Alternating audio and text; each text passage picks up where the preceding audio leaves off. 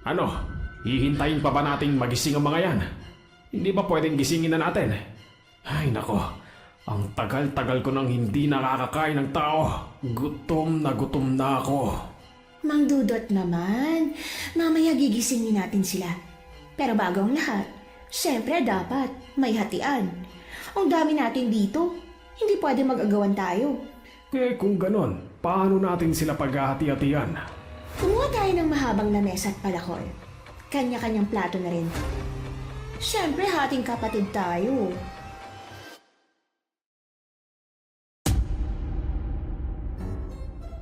Isa lang yan sa mga kapanapanabik na eksena sa ating kwento ngayon. Pero bago ang lahat, kung bago ka pa lang dito sa channel, please like, subscribe, and hit the notification bell para updated kayo sa bawat kwentong ilalabas. May bago tayong storya 3 hanggang 4 na beses sa isang linggo. At ngayon, para sa tampok nating kwento.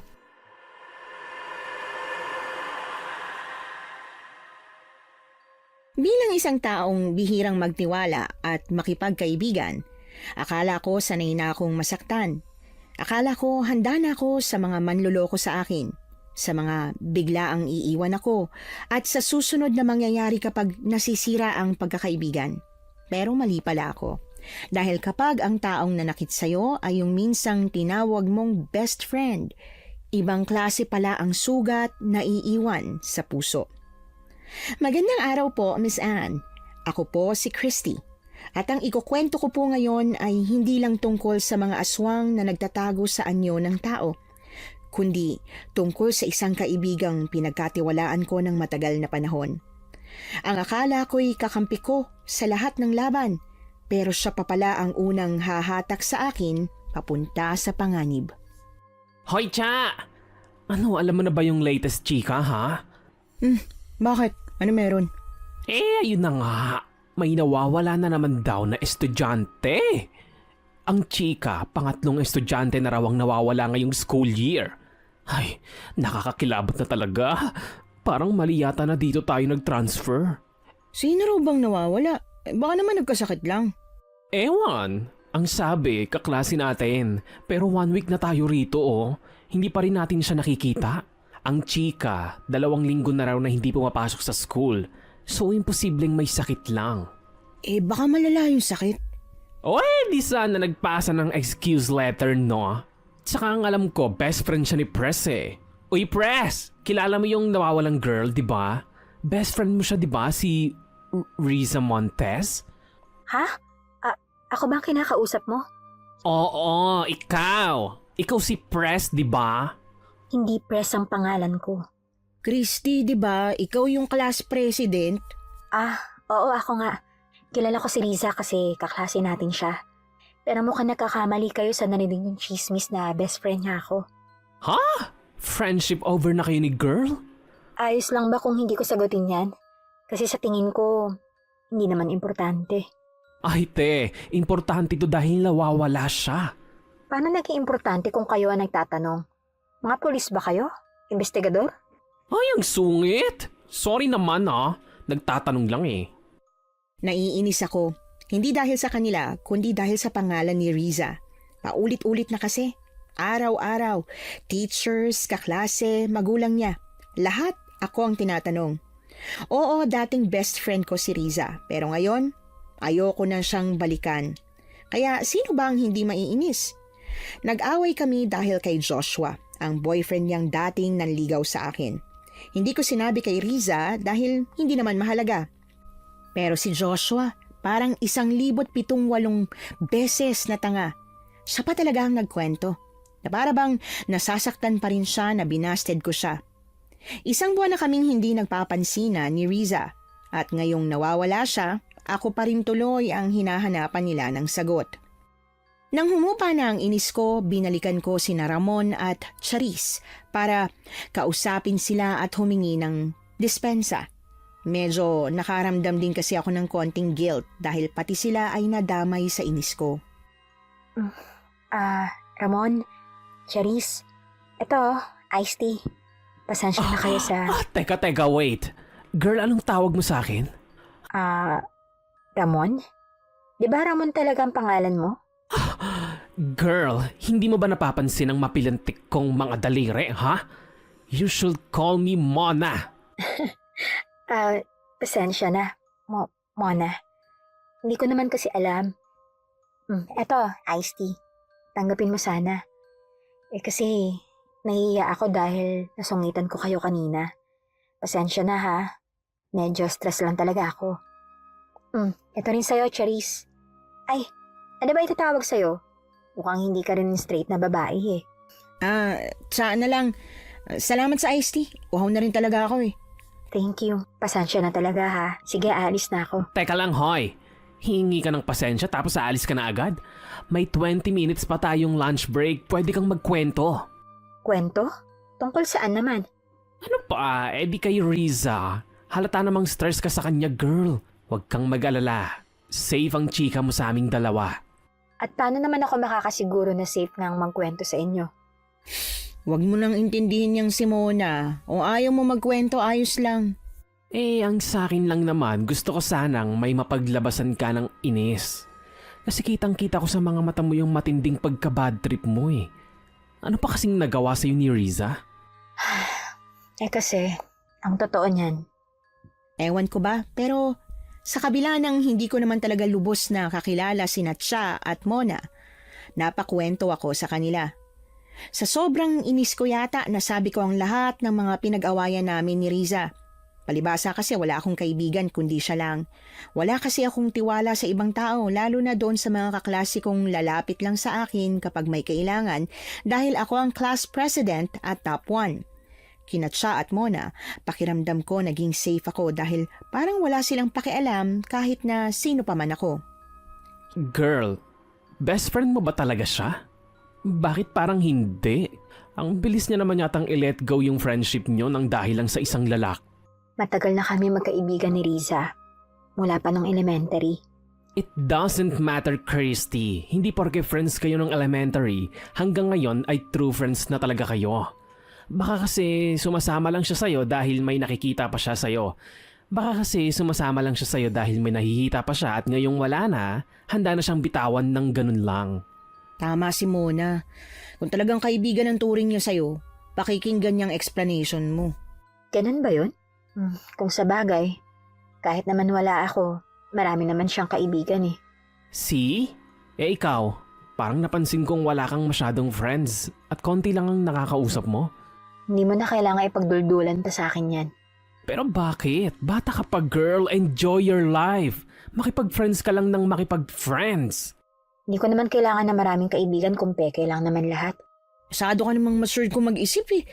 Pero sa totoong buhay, tama yan. Kung wala kang kaibigan, baka pwedeng kaming dalawa na lang. Wag na. Hindi naman kailangan. Bakit? Dahil ba iniisip mo na gagamitin ka lang namin para magpaturo sa'yo ng assignments, magpagawa ng projects? Ano? Hindi ah. Hindi yan ang iniisip ko. Ouch! Ang sakit mo namang mag-isip sa tao. Hindi. Hindi ko iniisip yan sa inyo.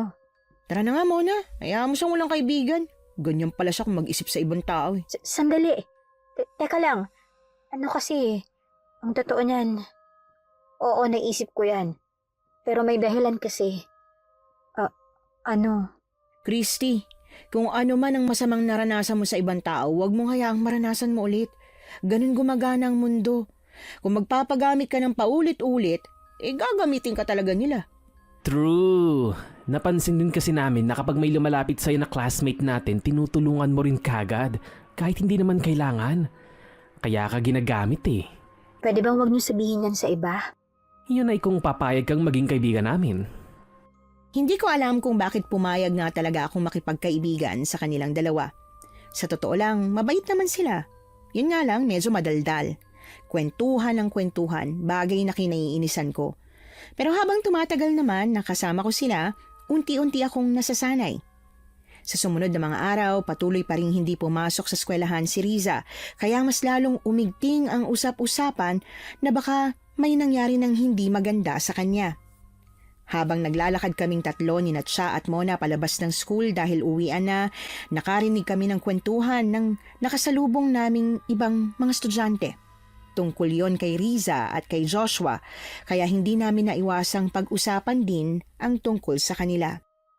Yung Joshua, yan ba yung boyfriend ni Riza na dating nanligaw sa'yo? Hindi mo kasi nabanggit ang pangalan niya eh. Oo, siya nga. Buti hindi siya pinaghihinalaan, no? Mas parang pinaghihinalaan pa nga nila ako kaysa kay Joshua eh. Palibhasa, gwapo. Ano ka mo, gwapo?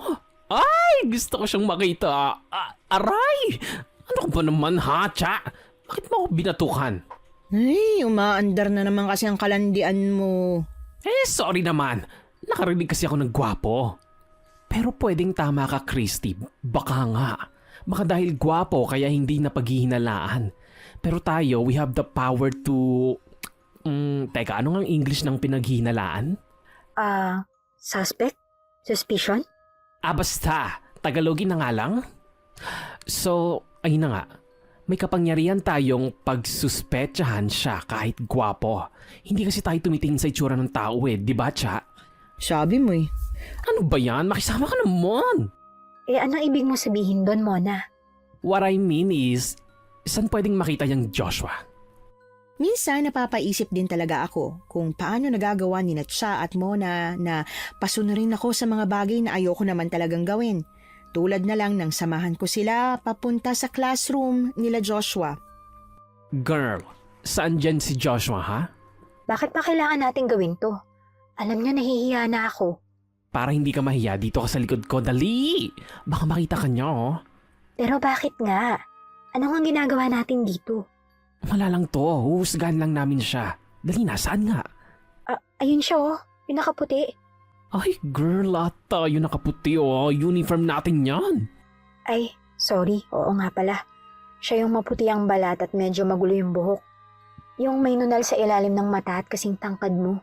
Ay, ayun! Nakita ko na, girl. Ang gwapo nga. Ang landi mo talaga, Mona. Itigil mo ang kaharutan mo. Nandito tayo para magtrabaho. Magtrabaho? Gaga, anong trabaho? Chismosa lang tayo. Oo nga. Sorry, nagkamali lang na nagamit na salita. Teka, uwian na rin niya eh. Sundan kaya natin. Ha? Bakit? Pero, bakit natin siya susundan? Ewan ko ba, pero nagsunod-sunuran na ako sa kanilang dalawa. Nang lumabas na si Joshua sa classroom nila kasama ang classmates niya, sumunod kami na para bang mga stalker. Ito ang unang pagkakataon na may sinundan akong tao, kaya nakakapanibago talaga. Hindi naman kasi normal ang maging stalker. Yun nga lang, iba rin talaga ang curiosity ko ngayon. Sa loob ng higit 2 linggong nawawala si Riza, ngayon ko lang din naisip na baka nga may kinalaman si Joshua sa pagkawala niya. Mukhang dito na yata yung bahay niya. Minto na siya at nagpaalam sa mga kasama niya eh. Mukha nga. Ano nang gagawin natin ngayon nakarating na tayo? Huwag niyo sabihing aalamin natin kung nasa bahay ba nila si Riza. Ganun na nga sana. Tara, lumapit na tayo. Mona, ano ka ba? Huwag na. Di ako na lang ang lalapit. Teka lang muna. Mukhang hindi dyan ang bahay niya. Paano hindi dyan? Ay, oo nga no. Hindi siya pumasok. Saan siya pupunta? Aba malay. Tara, sundan natin. Teka lang nga. Bakit ba talaga natin ginagawa to? Bakit kailangan natin siyang sundan? Sinusundan nga natin para malaman kung nasa kanya ba si Riza. At bakit naman niya itatago si Riza? Girl, malay mo buntis pala siya, di ba? Hala, oo nga no. Hindi ko naisip yun ah. Alam mo, matalino ka sana, pero bakit ganyan? Parang palagi kang hindi nag-iisip.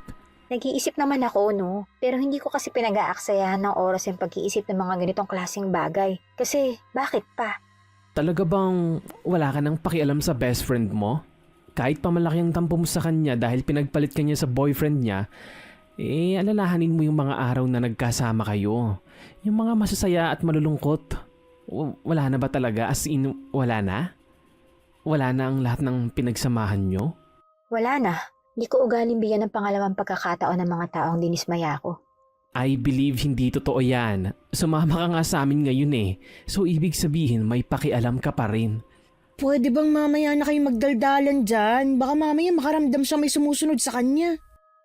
Bumuntong hininga ako. At kahit na sa tingin ko wala na talagang sense na gawin pa ito, sumama pa rin ako sa kanila. Sa pagsunod-sunod namin kay Joshua, nakarating kami sa kabilang baryo. Medyo malayo mula sa unang hinintuan niya kanina para magpaalam sa mga kasama niya. Pero hindi ang distansya ang nakapagtataka, kundi ang mismong baryo. Ay, piste.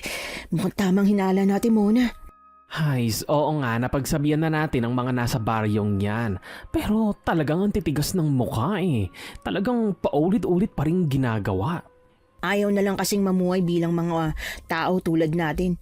Pwede naman silang kumain ng karne ng hayop eh. Eh, paano yan? Gumawa ng kasalanan, di kailangan parusahan. Excuse me? Anong ibig niyo sabihin? Medyo hindi ko kasi maintindihan ng mga pinag-uusapan niyo eh. Sino may kasalanan? At sino yung kailangan parusahan? Ay, shoota! Nakalimutan natin kasama nga pala natin siya. Christy, umiinom ka ba ng alak? Ha? Anong kinalaman na alak dito? Parang masarap kasing uminom ngayon eh. Tara, sama ka. Pero hindi ako umiinom. Kailangan matutunan mo ng uminom ngayon. Magkakaibigan na tayo eh. Ano? Ayoko nga. Uuwi na lang ako. Hindi pwedeng tumanggi ka. Hindi ka na namin pwedeng ihatid sa bahay nyo. Hindi na ako kailangang ihatid. Kaya ko umuwi. Bakit? Alam mo ba kung saan ang daan? Siyempre, hindi mo alam. At saka, kapag naglakad ka mag-isa dyan, baka hindi ka na talaga makauwi, no? Pero bakit naman? Kasi ang ganda mo. Ang daming tambay dyan, oh. Harangin ka dyan. Tingnan mo. Kahit gaano pa ako katalino, hindi ko talaga mapagdugtong-dugtong ang mga nangyayari. Sa isang iglap, naging kaibigan ko sina Cha at Mona. At ngayon, makikipag-inuman na ako sa kanila. Hindi ko pa nga sigurado kung dapat ko ba silang pagkatiwalaan pero eto, sumama rin naman ako sa kanila. Pinaupo ako ni Mona sa harap ng isang tindahan. May lamesa ron at dalawang magkatapat na upuang sementado. Kung titingnan mo, para talagang dinisenyo ang lamesa at upuang nasa harap ng tindahan para sa inuman. Oh, Cha, Mona. Abay, medyo matagal na rin simula nung napadpad kayo rito ha. May gumawa na naman ba ng kalokohan? Nako, Mang Dudot, meron ho. Hay, hindi pa rin talaga sila nagdadala. Akala siguro ng pasaway na yon porque hindi na kami dumadalaw rito ay ayos na ang lahat. Na pwede na siyang gumawa ulit ng kalokohan. Ay nako, may ma-eliminate na naman pala. Ayaw naman talaga sana namin eh, pero anong magagawa namin, di ba? Kasalanan niya yon. Ilan daw ba ang nabiktima? Pangatlo na ang nawawala. Aba, marami na rin pala. Ay teka, sino yung kasama nyo? Siya? Kaklase namin. Hindi namin sinasadyang isama kaya kailangan naming uminom. Alam mo na. Oo, naiintindihan ko, syempre. Teka, eto na ang gin bilog oh. Ang paborito nyong panglaban. Yan! Alam na alam mo talaga, Mang Dudot, ha? Abay, syempre, kabisado ko na ang paborito nyo eh. At saka hotang na pineapple at yelo, Mang Dudot. Pahiram na rin po ng lighter, ha? Of course, coming up. Nang makuha na ni Mona ang gin bilog, pineapple juice at yelo, kaagad na siyang umupo sa harap ng lamesa kung saan naghihintay kami ni Cha. Napapakamot na lang talaga ako sa nangyayari. Wala sa plano ko ngayong araw ang uminom ng alak. Bala ko sanang mag-advance reading para sa lesson next week pagkatapos ganito pa ang nangyari. Hindi na ba talaga pwedeng umatras? At saka, para saan ba talaga tong pag-inom natin ng alak? Yung pinag-uusapan nyo ng tundero, tungkol saan ba yun? Ang dami ko nasabi sa inyo na tungkol sa akin pero bakit hindi pa kayo nagsasabi ng tungkol sa inyo? Privacy. Girl, kailangan namin ng privacy. Kaya hindi namin sinasabi sa'yo. Wow ha? Pagkatapos ng lahat, gusto nyo pala ng privacy?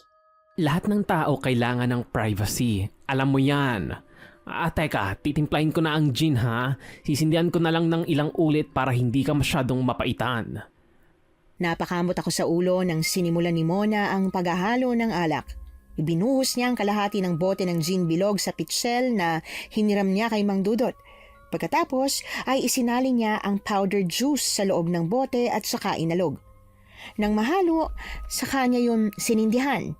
At nang umapoy na, tinakpan niya agad ng palad.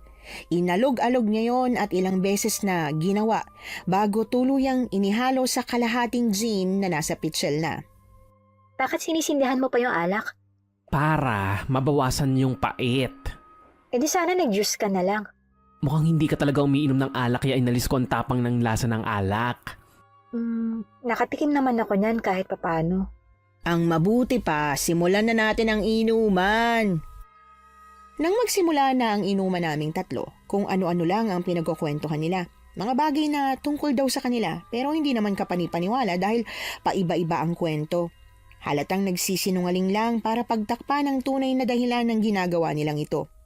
Kung pagdudugtong-dugtungin ko kasi ang lahat ng mga nangyari nitong mga nakaraang araw, mula sa pagtatanong nila sa akin tungkol kay Riza, sa pagsunod namin kay Joshua at ngayong nagiinuman kaming tatlo, alam ko na meron silang pinaplano. Hindi ko lang alam kung ano pero kung ikakapahama ko, kailangan kong maging maingat. At katulad nga ng iniisip ko nung lumalim na ang inuman at inakala nilang nalalasing na ako, nagsimula na nga silang magkwentuhan tungkol sa tunay na agenda kung bakit nila ito ginagawa. Makakatatlong bote na tayo. Siguro naman may tama na yan si Christy. Ay, Diyos ko, Day. Ang tagal niyang malasing ha para sa taong hindi sanay uminom ng alak.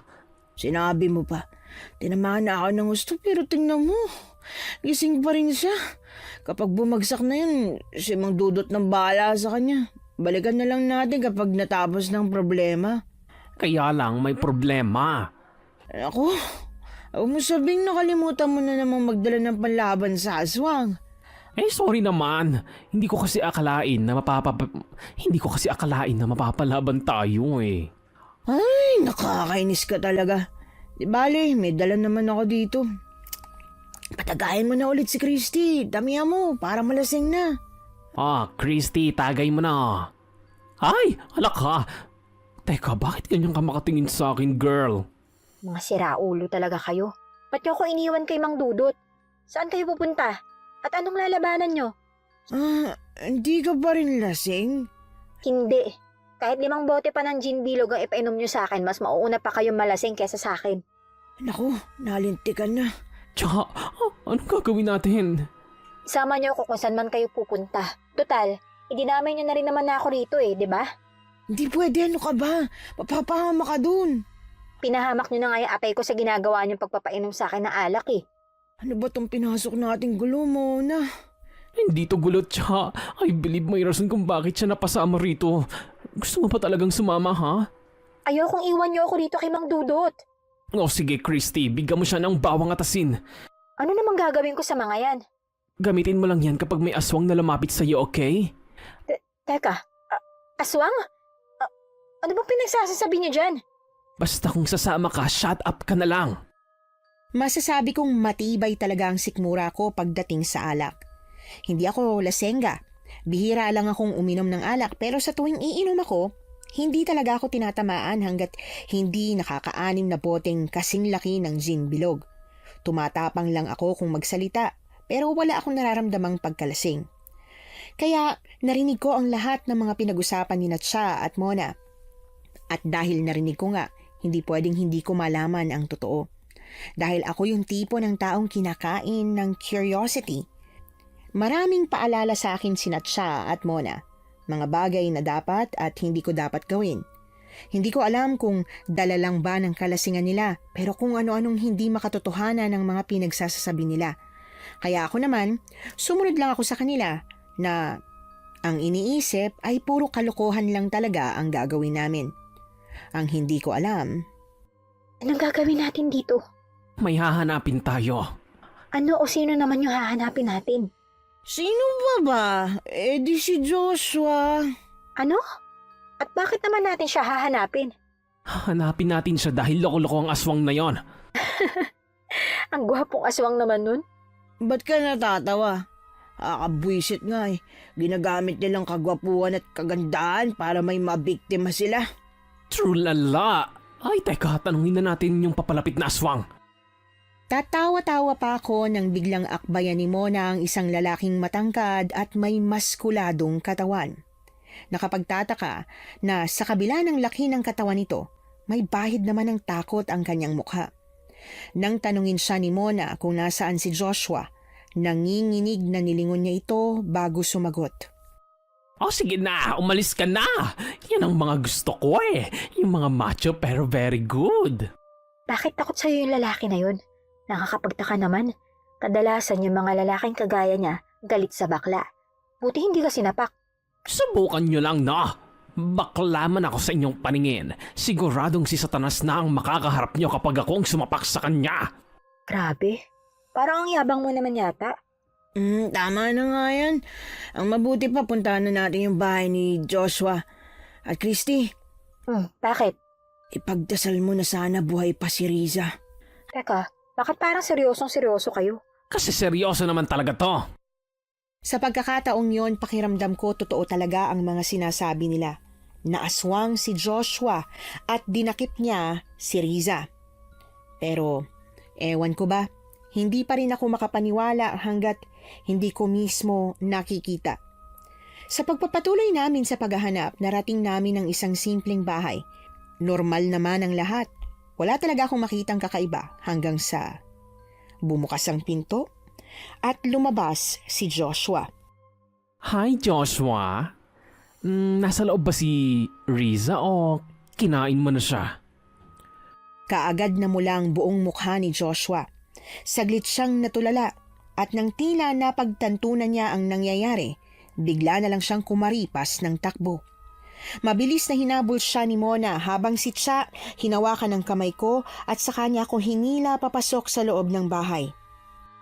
Cha, ano bang nangyayari? Bakit biglang tumakbo si Joshua? At bakit tayo pumapasok sa bahay niya? Ay, ang dami mo namang tanong. Basta pumasok na lang tayo. Walang paalam na pumasok kami sa bahay ni na Joshua. Nag-aalangan pa rin talaga ako pero dahil nandito na at kasama ko naman na si Cha, wala na akong nagawa kundi sumunod sa kanya.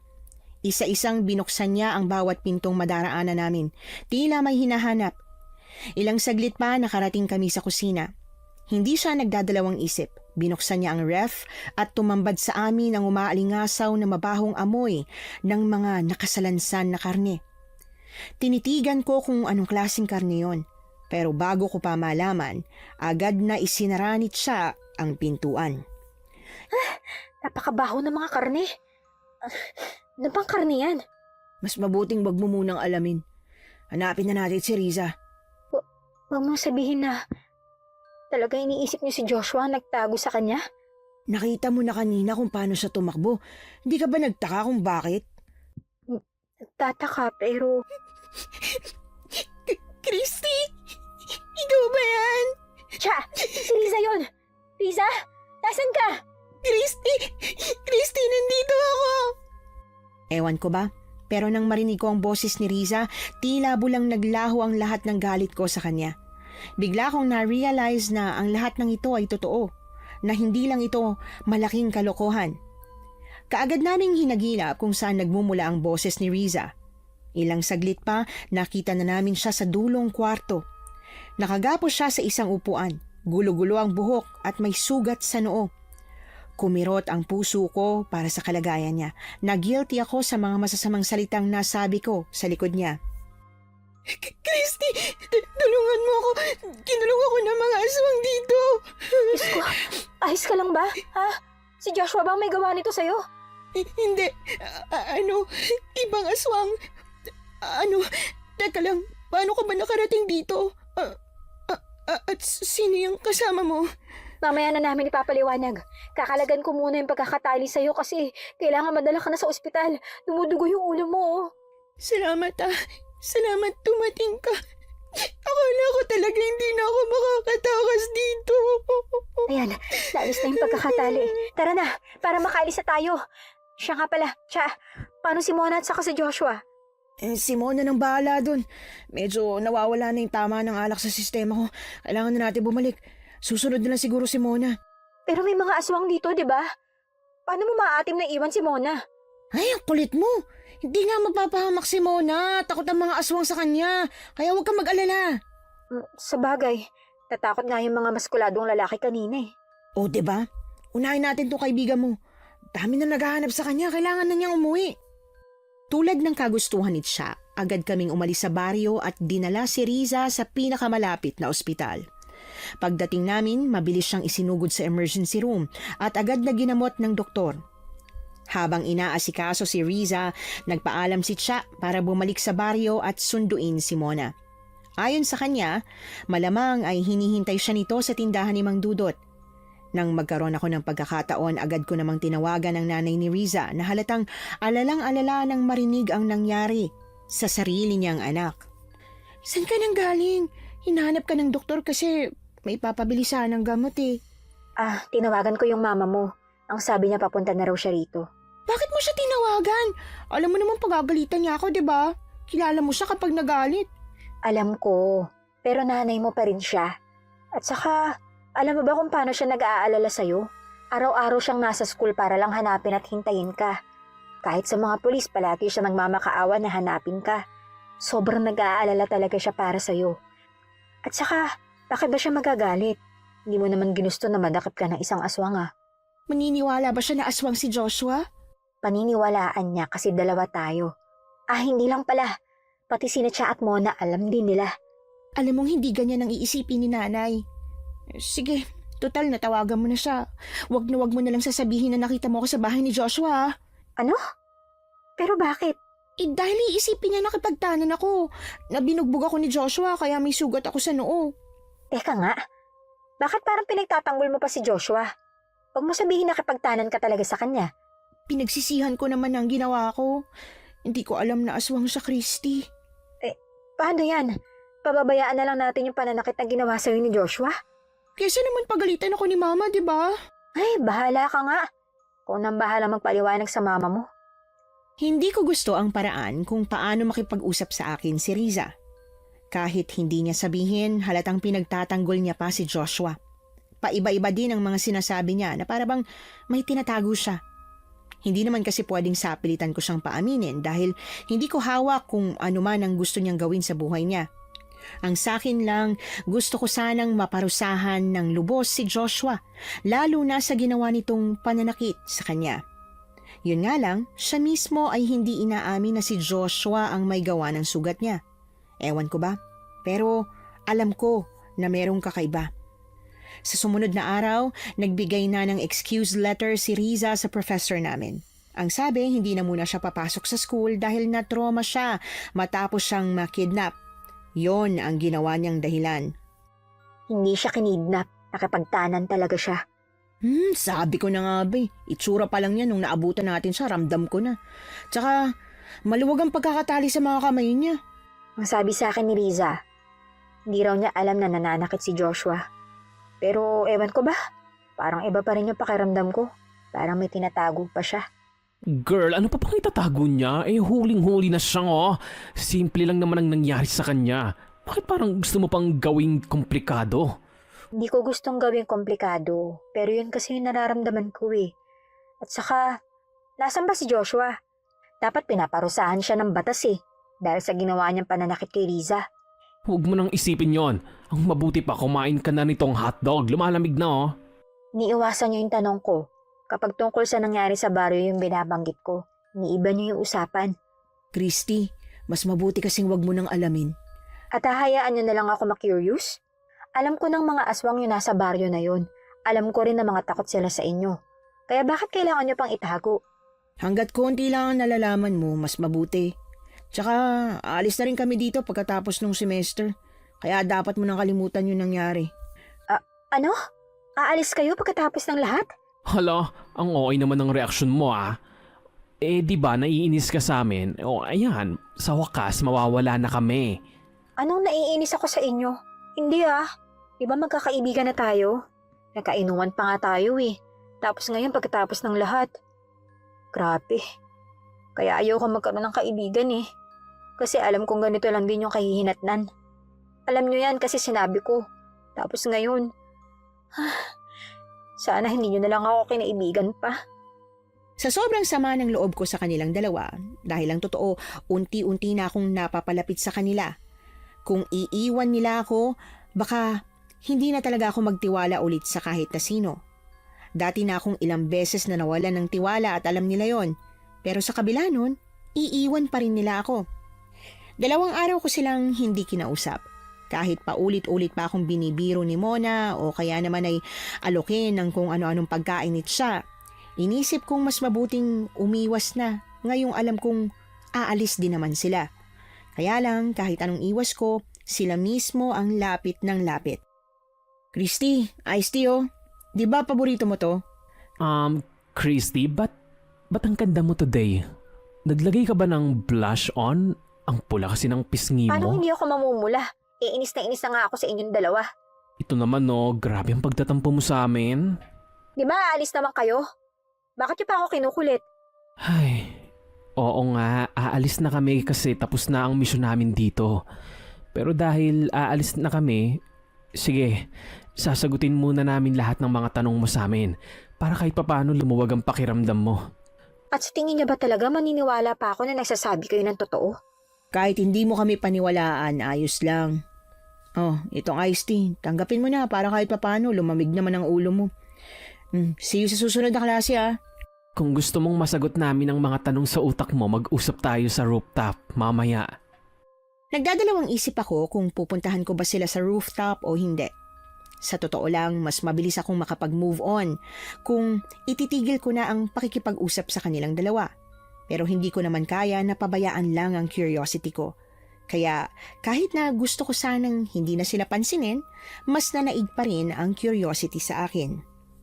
Alam mong masyadong malaki yung trust issue ni Christy. Malamang na hindi siya pumunta. Umuwi na lang tayo? Sure ako na darating yon, maghintay ka lang. Hindi pa naman tayo nakakaisang oras dito eh. At gaano ka kasigurado na darating nga ako? See, dumating ka nga. Sabi ko sa'yo, tsa eh. Hindi na ako magpapaligoy-ligoy pa. Total, iiwan niyo na rin naman na ako. Gusto ko lang na masagot ang mga tanong ko. Go girl, itanong mo lahat. Nasaan si Joshua? Bakit simula nang niligtas natin si Riza, hindi ko na siya nakita?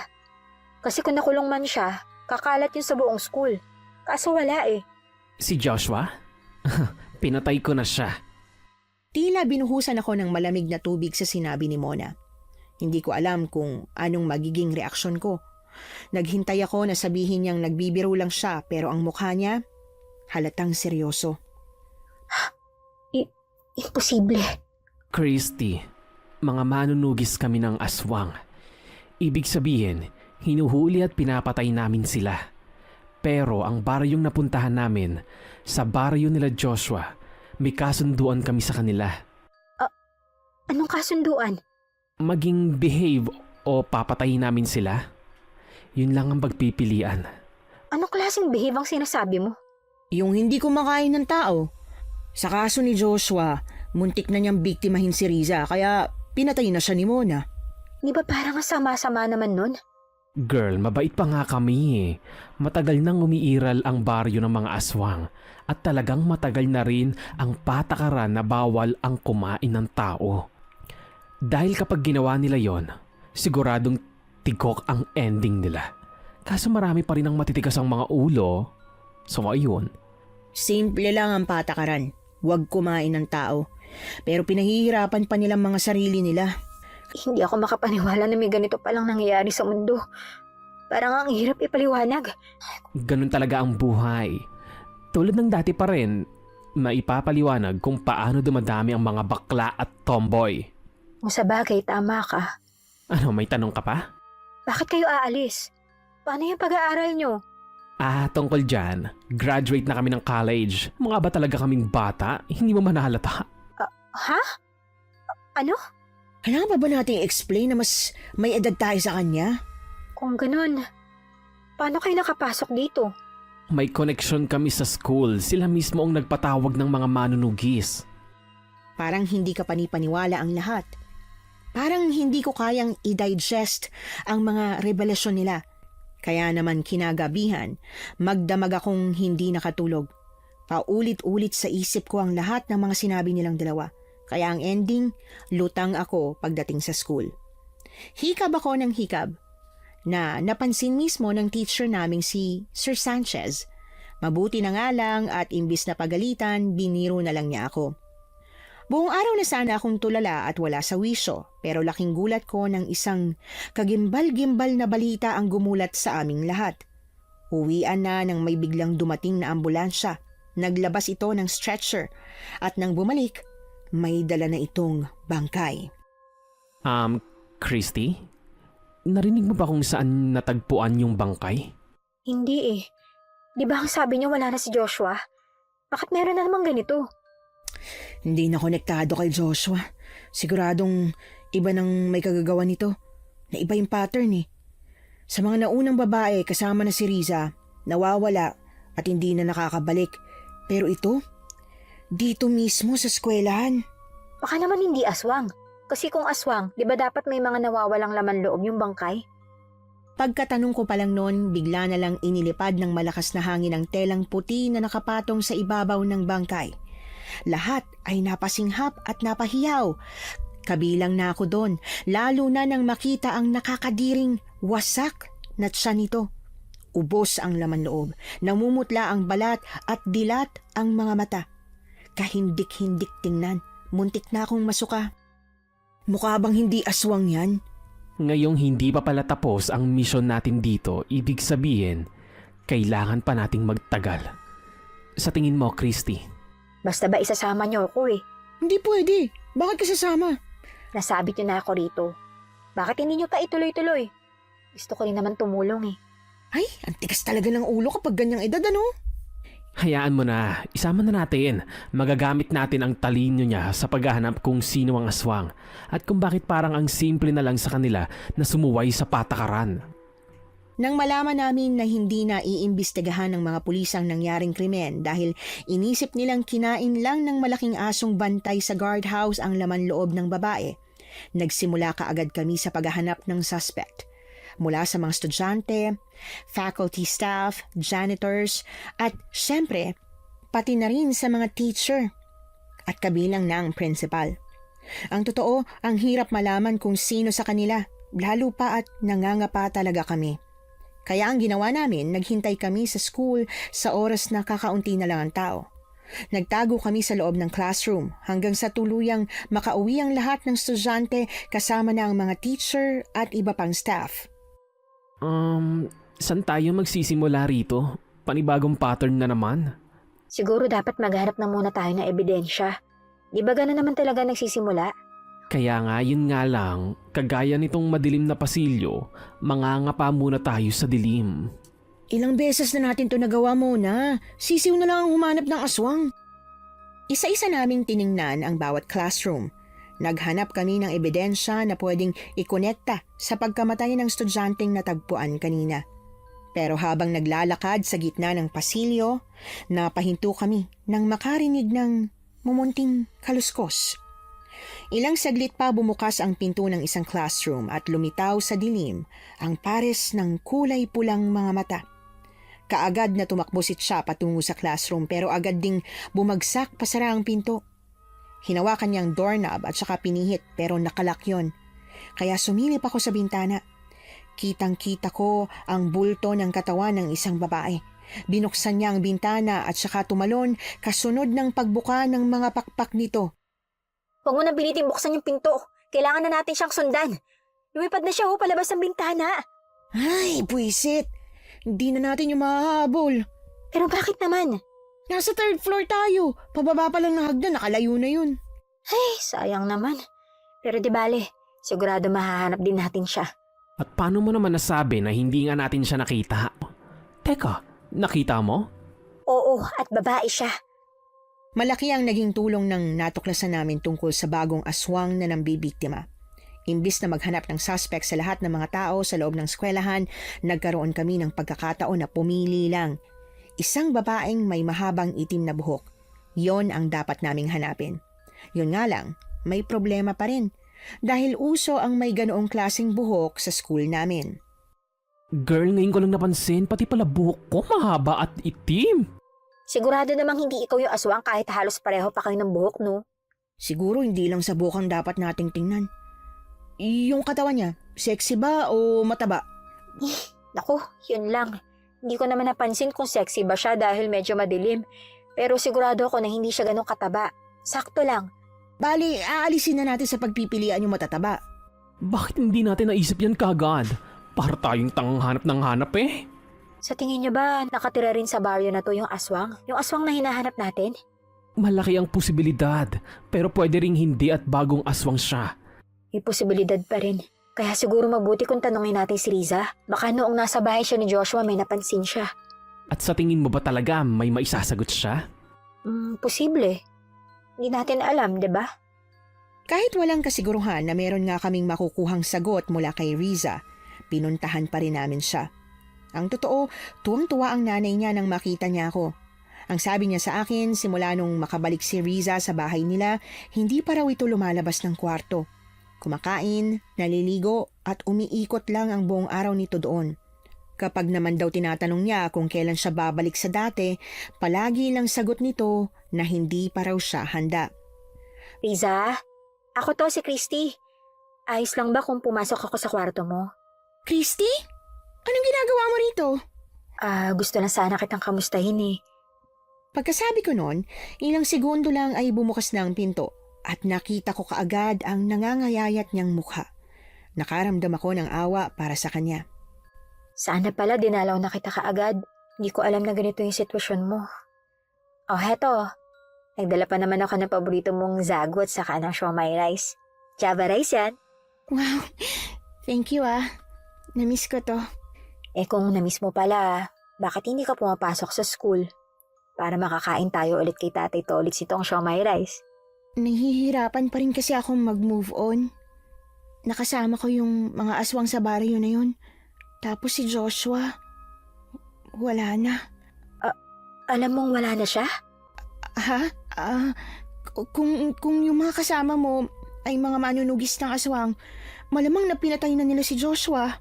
Wala akong sinabi sa'yo na manunugis sila ng mga aswang. Paano mo nalaman?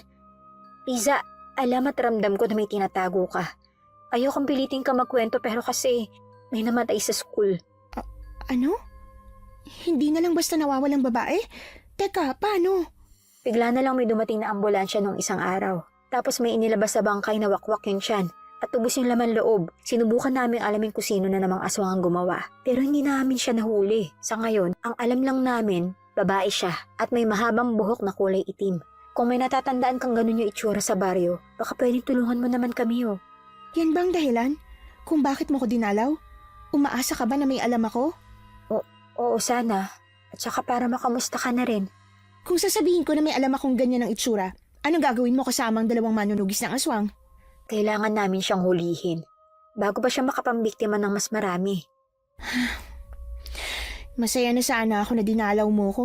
Kaya lang hindi pala talaga ako mismong sadya mo, kundi yung impormasyong alam ko. Lisa, I'm sorry. Okay lang. Gusto ko rin namang makatulong.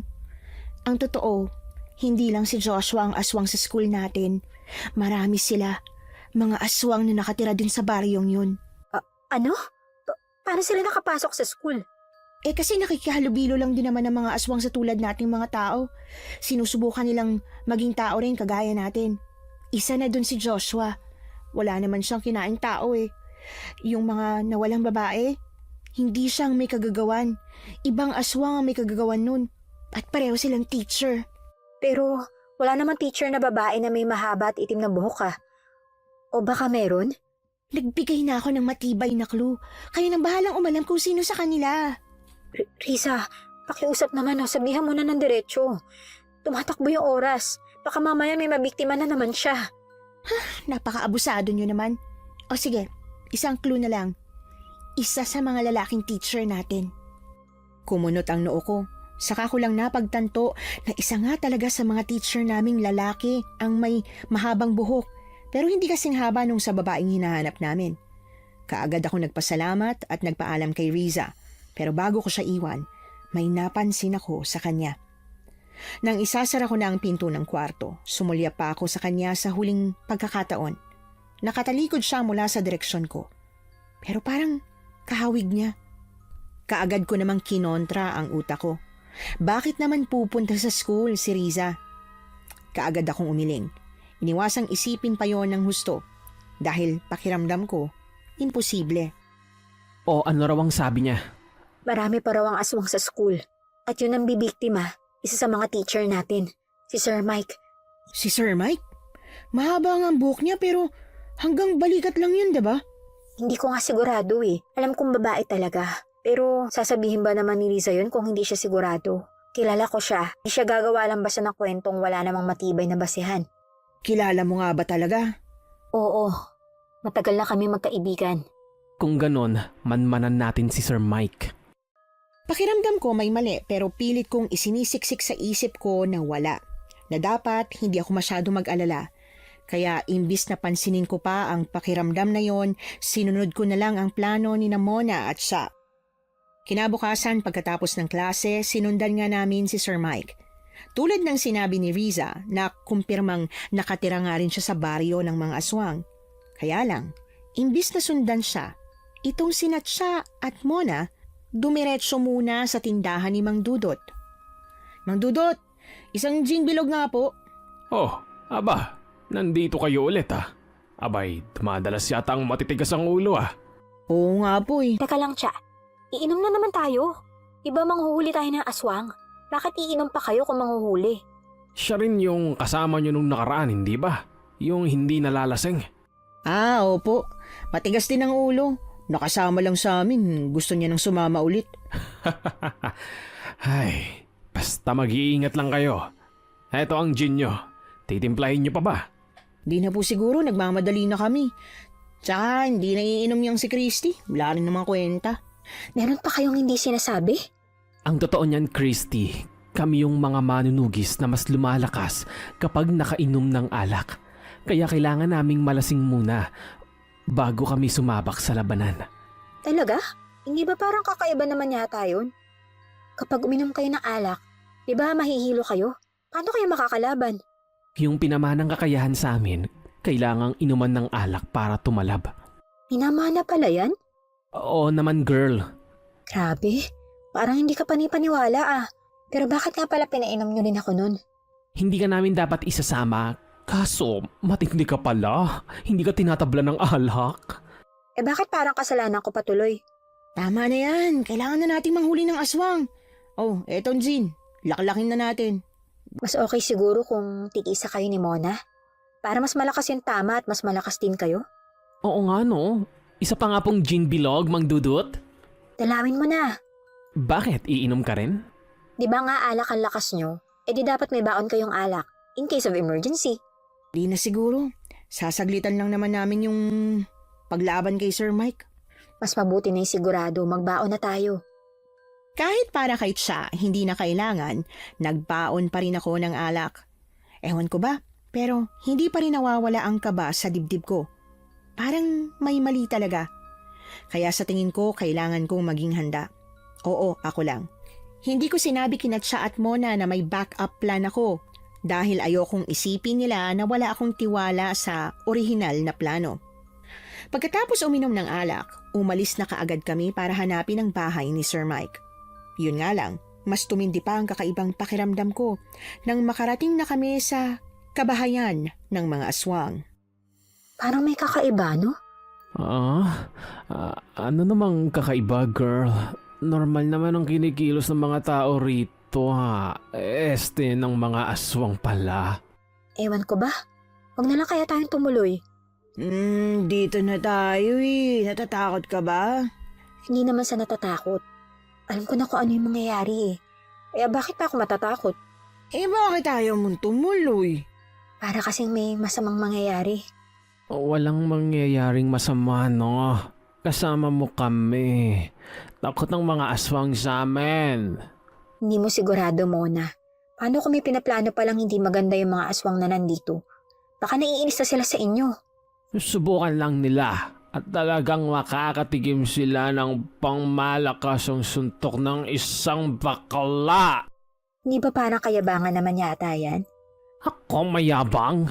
Girl, ang dami ko ng nakalabang aswang, kaya talagang may maipagyayabang ako. Alam mo ba, minsan yung sobrang kayabangan, may kinahihinat ng hindi maganda. At ano naman, na matatalo tayo ng aswang? Kung hindi ka pala sigurado, bakit sumama ka pa? At kung hindi ako sasama, tutuloy pa rin naman kayo, di ba? Umuwi ka na kaya. Baka mapahamak pa kami kapag sumamak ka Mamalik ka na. Alam mo naman kung paano umuwi at may alam ka naman sa panglaban ng aswang, di ba? Kaya kung may makasalubong ka man, kakayanin mo ng lumaban. Umuwi ka na. Kakainis to. Hindi naman pinipilit sumama. Christy, pasensya ka na. Pero yan kasing nararamdaman mo. Pakiramdam ko takot yan. Umuwi ka na. Walang aswang na makakapanakit sa'yo dyan dahil binigyan ka namin ng pangontra. Grabe. Talaga itataboy niyo lang ako pagkatapos ng lahat? Hindi ka namin tinataboy. Tataboy kita. Kasi sinabihan mo akong mayabang. Hayaan mo na si Mona. Sige na, umuwi ka na, Christy. Nang dahil sa sobrang sama ng loob, tinalikuran ko sila at tuluyan nang umalis. Ito ang dahilan kung bakit ayokong sabihin sa kanila na may masama akong kutob dahil alam kong hindi nila ako pagkakatiwalaan. Sa sobrang bigat ng dibdib ko habang naglalakad palabas ng baryo, ni hindi ko ininda ang panganib na baka may makasalubong akong aswang. Patuloy na sana ang mga luha sa aking mga mata, pero bago pa mangyari, nangunot ang noo ko nang may mapansin akong papalapit. Nang mapagtanto ko kung sino yon, nagmamadali akong tumalikod at naghanap ng pwedeng mapagtaguan. Sigurado ka ba na pumasok na sila, Mang Dudot? Sigurado ako, bumili na nga ng alak eh. Nagpasobra pa nga yung babaeng kasama nila para daw sigurado. Matalino sana si Christy. May pagkatanga nga lang. Yun nga eh, nagsama pa sila ng tanga. Ay nako, nakakapagod na rin pakisamahan ng mga lasinggerang manunugis na yon. Ang yayabang. Hindi ako makapaniwala na nagawa niyong tiisin ang mga yun sa loob ng ilang taon. Ibig ko sabihin, nagutom kayo. Ang sarap-sarap kaya ng babaeng nakain ko sa school. Ang sarap kumain ng tao. Tapos, pinipigilan lang kayo ng mga manunugis? Yun lang kasi ang sa tingin naming tamang paraan para mabuhay ng normal. Pero ngayong nandito ka na at ipinakita mo sa amin ang tamang gawin, kailangan na naming lumaban. Tama talaga na pinili kong maging katulad niyo eh. Siya nga pala, maayos na ba siya? Magaling na ba si Joshua? Aba, oo naman. Nailipat na namin sa katawan na dinala mo ang sisiw na nasa katawan ni Joshua. Buhay at malakas na siya. Binusog namin ng napakasarap na pagkain. Maraming salamat, Mang Dudot. Hayaan niyo, makukumbinsi ko rin si Mama na sumama sa atin. Dahil kung hindi, gagawin na lang natin siyang pagkain. Nagngingit-ngit ako sa galit nang marinig ko ang buong usapan ni Riza at Mang Dudot. Hindi ako makapaniwalang kung sino pa ang lubos naming pinagkakatiwalaan, siya pa pala ang unang sasaksak sa aming likuran. Si Mang Dudot na nandyan para kinat siya at Mona. Habang si Riza naman na muli ko sanang bibigyan ng tsansa, pero ang lahat ng pinakita niyang maganda ay huwad pala. Ang kaninang matinding inis ko kinat siya at Mona ay napalitan ng matinding pangamba. Babalikan ko ba sila o hahayaan ko na lang na talunin sila ng mga aswang?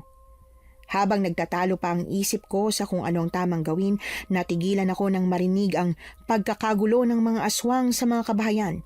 Agad akong lumingon at laking gulat ko nang makita sina Mang Dudot at Riza na parehong naglabas ng pakpak at lumipad patungo sa direksyon kung saan ko iniwan sina Tsa at Mona. Mas nag-umigting ang kaba sa aking dibdib. Nagtatalo na ang isip ko. Naduduwag ako. Gusto ko nang umatras. Pero kung pababayaan ko lang sila ngayon at napahamak sila, habang buhay kong dadalhin ang konsensya. Nakakainis. Bahala na. Imbis na tuluyang umalis, kinuha ko ang bag na nakasukbit sa likuran ko at muling sinuri ang alak na nasa loob. Wala naman sigurong lason nito. Kasi kung meron man, siguradong patay na sina Tsa at Mona. Gayunpaman, inusisa ko pa rin ng mabuti ang bote. Doon ko napansin na may kung anong nakadikit sa ibabaw ng label. Dali-dali kong inalis yun at nanlaki ang mga mata ko nang mabasa ang nakasulat. Mababa lang ang alcohol level ng alak. Tuminti ang inis ko. Walang pag-alinlangan, tumakbo ko palabas ng baryo. Sa sobrang bilis ng takbo ko, agad akong nakarating sa karatig baryo kung saan may maliit na tindahan. Hinihingal at natataranta. Bumili ako ng 2 bote ng gin na ikinagulat ng tindera pero hindi ko na lang siya pinansin. Isinilid ko kaagad ang mga bote sa bag at muling isinukbit yon sa likuran ko. Habang pabalik ako sa baryo ng mga aswang, may napansin akong bisikletang nakaparada sa gilid ng tindahan. Walang lock. Sandali lang akong nag-atubili bago ko yun lapitan at sakyan. Papalayo na ako nang dumating ang may-ari. Nagsusumigaw, tinatawag akong magnanakaw. Pero wala na akong panahon para magpaliwanag. Mas mahalaga sa akin ang buhay ni Natsa at Mona. Hindi nagtagal, nakarating akong muli sa baryo. Nang papalapit na ako sa mga kabahayan, tumambat sa akin ang mga aswang. Kasabay ng tuluyang paglamon ng dilim sa kalangitan, ang masayang tawanan ni Namang Dudot at Riza. Hindi muna ako tumuloy. Sa halip, ipinarada ko ang bisikleta sa gilid ng kalsada, sa bahaging matataas ang damo. Marahan akong bumaba at dahan-dahang naglakad sa damuhan. Kumakabog ang dibdib ko sa sobrang kaba, ngunit pinili kong magpakatatag. Lakas loob akong lumapit sa mga aswang na abala sa kanilang kasiyahan. Oh, di ba? Epektibong pampatulog na binigay ko sa kanila. Ang galing mo talaga, Mang Dudot. Saktong-sakto ang tama ng alak at ng pampatulog sa kanila. Inakaala lang talaga nilang mga lasing sila. Paano nga pala yan? Ngayong nakatulog na sila, hindi ba maganda kung kainin na natin sila? Siyempre hindi ganyan ang gagawin natin, Mang Dudot. Relax. Darating din tayo sa masayang parte nito. Ano pa ba ang plano mo, ha? Ang plano ko? Plano kong pahirapan silang dalawa. Katulad ng pagpapahirap na ginawa nila sa inyo. Nakiramdam ako at pinanood ang mga ginagawa nila. Mabuti na lang at hindi nila ako naramdaman. Epektibo rin siguro yung anting-anting na ibinigay sa akin ni Cha. Ang sabi niya, hindi raw ako mararamdaman ng mga aswang kapag suot ko ito. Malakas kasi ang pakiramdam nila, lalo na kung may malapit na tao. Ilang saglit pa nakita kong hinihila ng mga aswang ang walang malay na katawan ni Natsa at Mona. May isang aswang na naglapag ng 2 upuang magkatalikuran, saka sila pinaupuron at mahigpit na itinali. Naawa ko sa kalagayan nila, pero sa totoo lang may kung anong kakaibang kasiyahang makita silang nagdurusa, lalo na't kanina lang ay nagyayabang pa sila sa akin.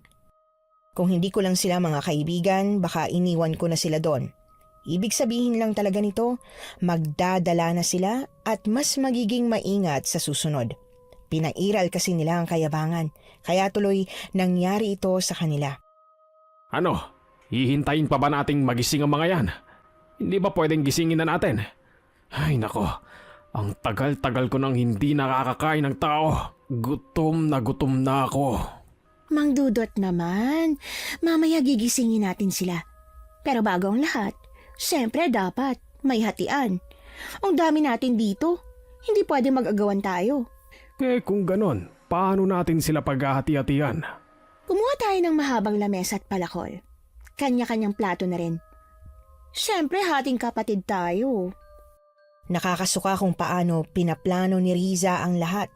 Para bang sanay na siya. Parang matagal niya na itong ginagawa. Imbis na panoorin pa silang inihahanda ang lahat ng mga gagamitin para kainin si Natsa at Mona. Nag-isip na ako ng plano kung paano ko sila itatakas. Inilibot ko ang paningin ko. Naghahanap ng pwede kong malusutan. Nang mailatag na nila ang lamesa, unti-unti nang nagdagsaan ang mga aswang. Doon na ako nakaisip ng paraan. Dahan-dahan akong naglakad palayo sa kanila. Nang sapat na ang layo ko, kinuha ko ang cellphone kong dekipad at naghanap ng ringtone na medyo mahaba-haba. Pinindot ko yung Arabic ringtone sa cellphone kong Nokia at mabilis na tumakbo ako pabalik sa pwesto kung nasaan si Natsa at Mona. Lahat ay napalingon sa direksyon ng tunog kaya hindi nila napansin na tumatakbo na pala ako sa mataas na damuhan. Kaninong baduy na ringtone yun? Patayin niyo! Hindi yun dito. Medyo malayo sa atin eh. Baka bumalik si Christy. Bilisan niyo! Hanapin niyo para mas marami pa makain natin ngayong gabi. Nagsisunura naman sila kay Riza. Habang ako, nagawa kong lumusot sa ilalim ng lamesang inilatag nila. Sa lapad at haba nito, walang makakapansin na nasa ilalim ako. Bukod doon ay napakarami ring mga aswang na nakapaligid. Nang nasa tapat na ako ni Natsa at Mona, pasimple ko silang pinagkukurot sa binti. Pero nang dahil yata sa kalasingan, hindi sila magising. Hindi niyo mahanap? Bilisan niyo! Hindi namin siya mahanap, pero nandito yung cellphone niya. Mukhang nakatakbo na siya palayo. Hanapin niyo, baka makatakas at makapagsumbong pa sa iba. Nagkagulo na ang lahat sa pag-aakalang nakatakas ako. Ang hindi nila alam, nag-aabang lang ako ng pagkakataon dito sa ilalim ng lamesa. Dahan-dahan akong sumilip sa kanila. Nang makita kong lahat sila ay distracted pa rin, muli kong kinurot ang binti ni Mona. Nilakasan ko, binaon ko pati ang kuko ko para lang magising siya. Ilang saglit pa, nagkamalay na siya at napahiyaw. Dahil doon, muling bumaling ang atensyon ni Riza, Kinatsa at Mona. Pero alam ko na nakita na ako ni Mona sa ilalim ng mesa. Ay, sa wakas at nagising ka na rin. Hindi na pala kailangan buhusan ng malamig na tubig eh. Risa, ano ginagawa mo? Bakit mo kami tinatali ni Cha? Naku, medyo mahaba-habang paliwanagan yan eh. Pero para paiksiin, ang ginagawa ko ngayon ay pinaghihiganti ko ang mga kabaryo ko. Kabaryo mo? Aswang ka na? Ay, syota! Baliw ka pala! Baliw na kung baliw. Pero ito ang nababagay sa akin. Ang maging malakas. Hindi katulad niyo na mga tao. Mga mahihinang nilalang. Pakawalan mo ako rito! Oh, wow! Mukhang wala nga talaga kayong lakas kapag nawala ng tama ng alak, ano? Balita ko kasi para kayong superhuman na may malakas na pangangatawan kapag nakainom eh. Pero ngayon, mag-alis lang ng tali, hindi mo pa magawa? Kung ano-ano pa ang mga pinagsasasabi ni Riza. Base sa tono niya, proud na proud talaga siya na isa na siyang aswang. Wala akong maramdaman na bahid ng pagsisisi. Imbis na pakinggan at damdamin kung ano pang mga pinagsasasabi niya, kinuha ko na sa bag ang bote ng gin bilog. Pagkatapos ay binuksan ko yon. Ngipin ko nga lang ang ginamit ko sa pag-alis ng tansan. Mabuti na lang at nangilo lang ako at hindi nasugatan sa labi. Nang bukas na pareho, inilapag ko yon sa tapat ko, kung saan makikita rin ni Mona. Hindi na ako nagpatumpik-tumpik pa. Naglabas naman ako ng pinatulis na sibat. Isa yon sa mga nakalagay sa bag. Kumuha ako ng panyo pagkatapos ay binalot sa dulo ng sibat bago ko binuhusan ng kaunting gin ang panyo.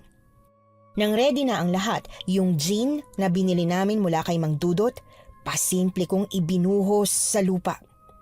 Deserve niyong mararanasan niyo ngayong gabi. Kakainin namin ang bawat parte ng katawan niyo ng isa-isa at pagsisisihan niyong kinantinin niyo ang lahi ng aswang. Talaga, girl? Ang tagal naman. Bakit hindi mo pa gawin ngayon? Aba, napakatapang mo naman palang bakla ka ha? Hetong sayo. Ihahampas na sana ni Riza ang palakol kay Mona, pero kaagad akong tumalima. Marahas na itinulak ko paangat ang lamesa kung saan tumama ang palakol na dapat ay kay Mona. Lahat ay nagkagulo, pero ako nag-focus lang sa kailangan kong gawin. Hinugot ko ang kutsilyo mula sa gilid ng bag na suot ko. Pagkatapos ay inalis ang pagkakatali sa kamay ni Mona. Saktong natanggal ni Riza ang lamesang nakapagitan sa aming dalawa, kaya ginawa ko na ang sumunod kong plano. Dinukot ko ang lighter sa bulsa ko saka sinindihan ang panyo na nasa dulo ng sibat. Lahat ng aswang ay nabigla. Takot na takot sila nang iwasiwas ko ang umaapoy na sibat. Ano? Lumapit kayo para masunog kayo. Dali! Akala ko ba matatapang kayo, ha? Christy, ibaba mo yan. Ba't ko ibababa? Kapag binaba ko to, lahat kayo masusunog. Nagtapon ako ng alak sa lupa. Mas lalong natakot ang mga aswang. Alam ko na takot sila sa apoy. Isa yon sa binanggit ni Natsa at Mona sa akin. Patayin mo yan at pag-usapan natin to, Christy. Kapag pinatay ko to, makasisiguro ba kami na hindi mo kami sasaktan? Magkibigan tayo, Christy. Paano ko naman magagawa yun sa'yo? Hinapahanap mo nga ako kanina eh. At sinabi mong idadagdag ako sa pagkain nyo, Riza. Ilang taon tayo naging magkaibigan. Best friend pa nga eh.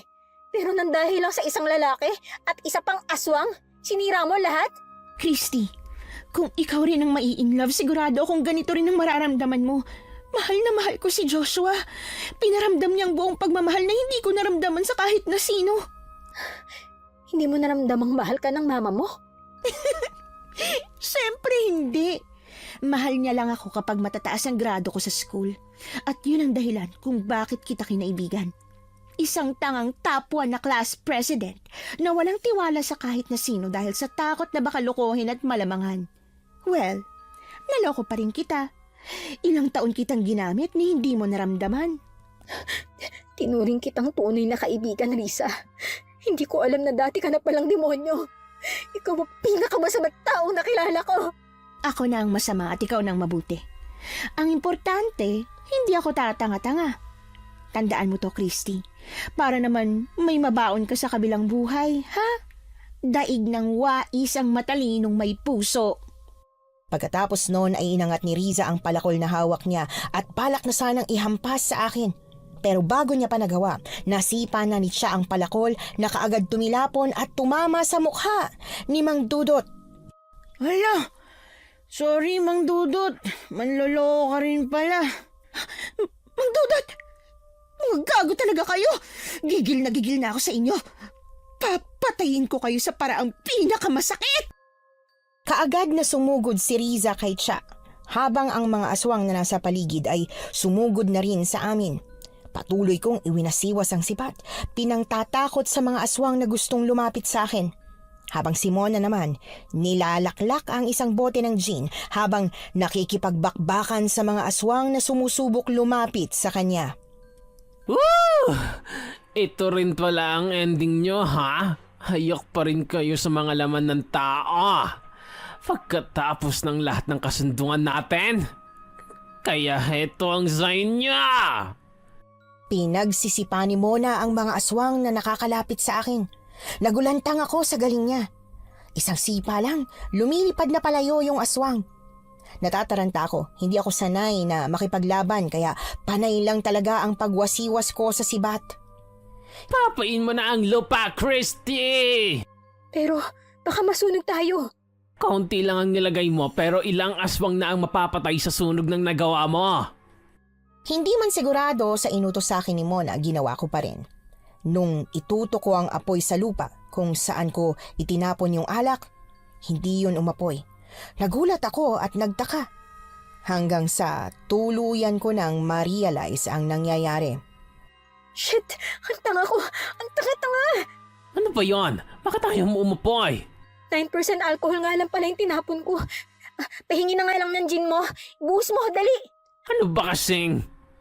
Kaagad kong inagaw ang alak na nilalaklak ni Mona pero imbis na ibuhos yon sa lupa, uminom ako nun at saka ibinalik sa kanya. Wala nang panahon para ibuhos pa ang alak dahil may paparating ng aswang. Sa halip, isinaksak ko sa aswang ang sibat at itinulak yon sa mga sumunod na aswang sa kanya. Lahat sila ay sunod-sunod na umapoy. Kahit walang alak, parang nagkahawa-hawa sila. Hala, normal lang ba yan? Normal yan. Kaya sila takot sa apoy dahil mabilis silang umapoy. Oh, mamaya ka na ulit magtanong. May papalapit na aswang.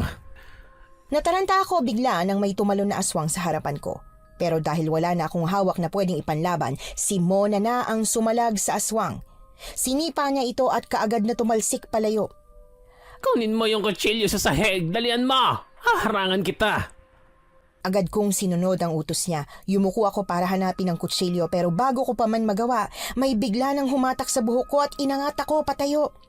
Napahiyaw ako sa matinding sakit habang hinahatak ako ng kung sino hanggang sa tuluyan kong makita ang may-ari sa kamay na nakahatak sa buhok ko.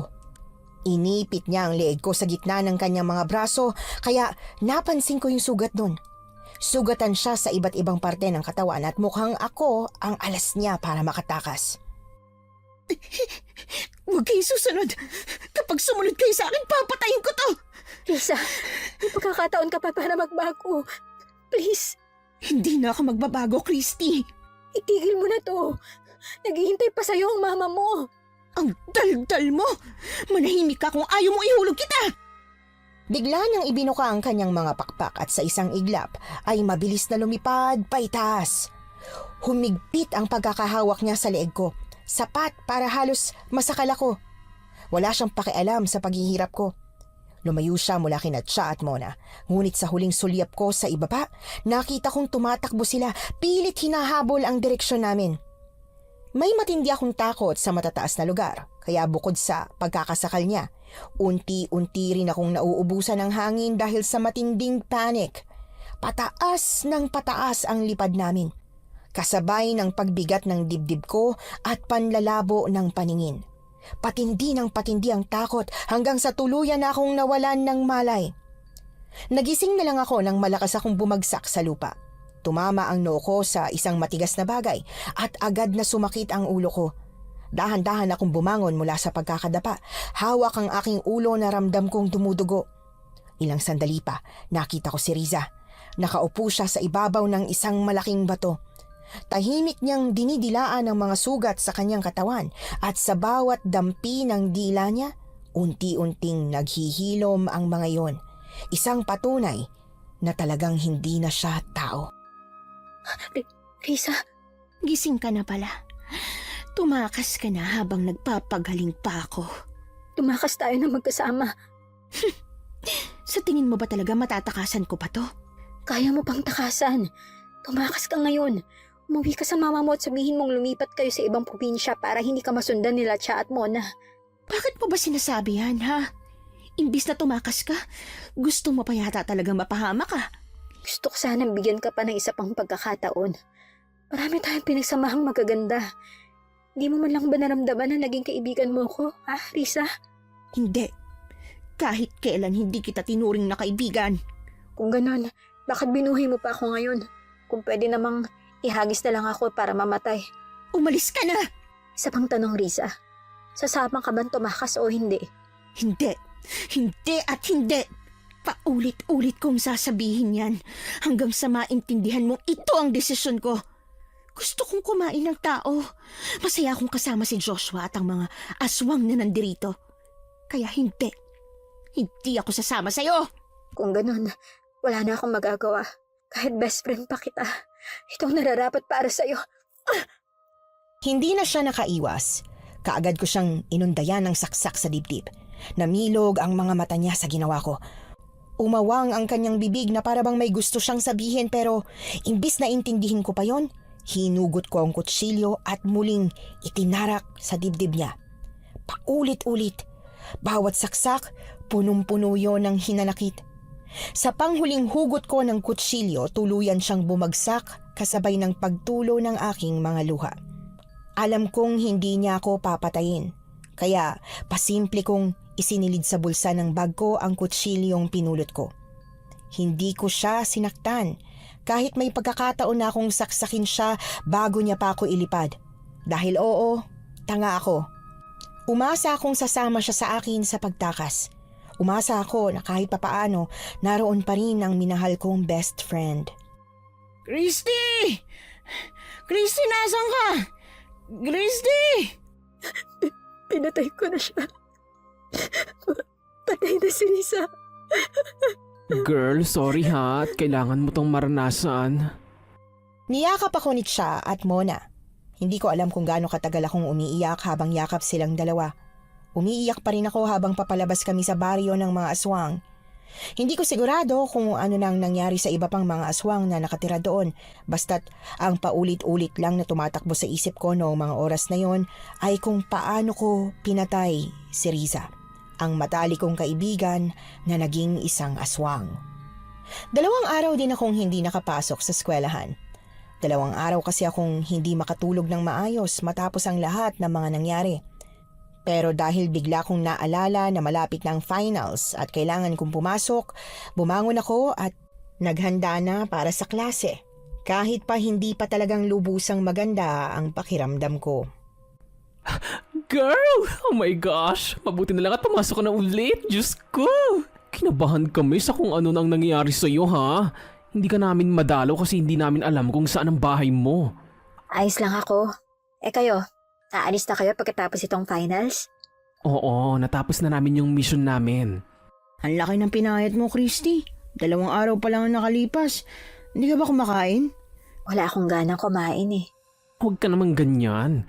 Kailangan mong kumain. Halata sa itsura mo na hindi mo pa kaya. Pero dahil finals at kailangan mong mag-review, pumasok ka. Paano ka makakapasa kung walang laman ng tiyan mo? Wala naman ang utak sa tiyan, kaya ayos lang. Christy, ano ka ba? Magkakalaman ng utak mo kapag busog ka at maayos ang tulog mo. Yung nangyari sa baryo ng aswang, kailangan kalimutan mo na. Paano ba? Sa itsura nyo parang normal lang ang lahat. Parang wala kayong pinatay na napakaraming aswang. Pati si Mang Dudut na naging malapit sa inyo, pinatay nyo rin. Paano nyo nagagawa yan? Paano nyo nagagawang umakto ng normal sa kabila ng lahat?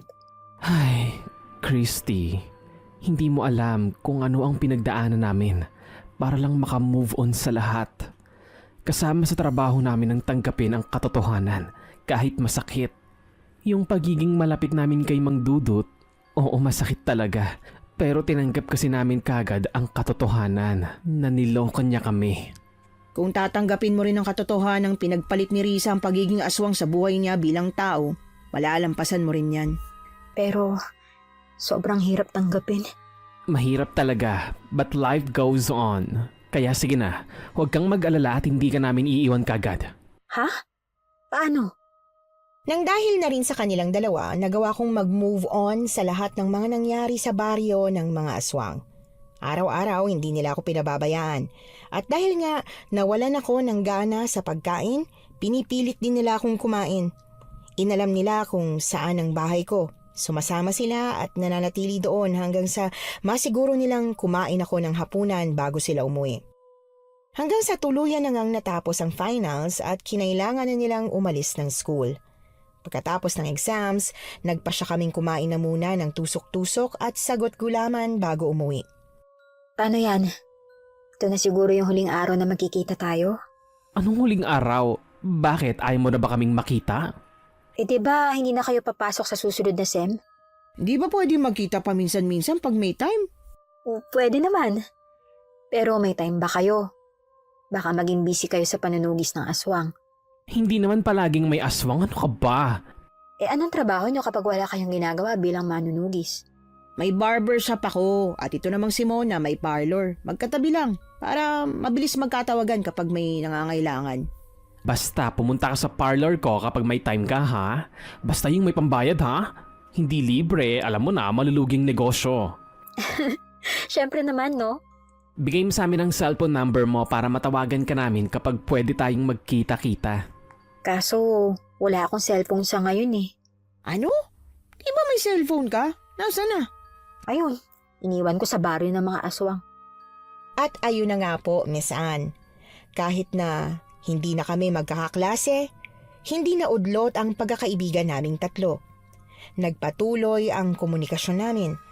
Pero ang pagiging manunugis ng aswang, hindi ko po ginawa kahit minsan inaaya nila ako para tulungan sila. Para sa akin, tama na ang isang beses na na-experience ko ang kumalaban sa mga aswang. 2 dekada na rin po ang nakalipas at magpasa hanggang ngayon, hindi pa rin nawawala sa akin ang alaala ng lahat. At higit sa lahat, magkakaibigan pa rin kaming tatlo. Hanggang dito na lang po ang kwento namin, Miss Anne. Sana po ay nakapulot ng aral ang inyong avid listeners sa mga nangyari sa amin. More power po sa inyong channel. Nagmamahal, Christy. Nagustuhan niyo po ba ang ating kwento ngayong araw? Kung oo ang sagot at hindi mo pa nagagawa, aba, subscribe na. Click the notification bell ha, para updated ka sa tuwing maglalabas kami ng bagong kwento. Click like at mag-iwan na rin ng comment. Masayang-masaya ako tuwing nagbabasa ng messages mula sa inyo. At kung may sarili kayong karanasan na gusto nyong ibahagi sa amin, email lang sa missanhorrorstories@gmail.com. Dire-diretso lang, missanhorrorstories@gmail.com. Malay nyo, sa susunod, yung kwento na ninyo ang binabasa namin para sa ating mga tagapakinig. Hanggang dito na lamang muna at muli po, ito po ang inyong si Miss Anne. Nagpapasalamat sa inyong patuloy na pagmamahal at pagsuporta.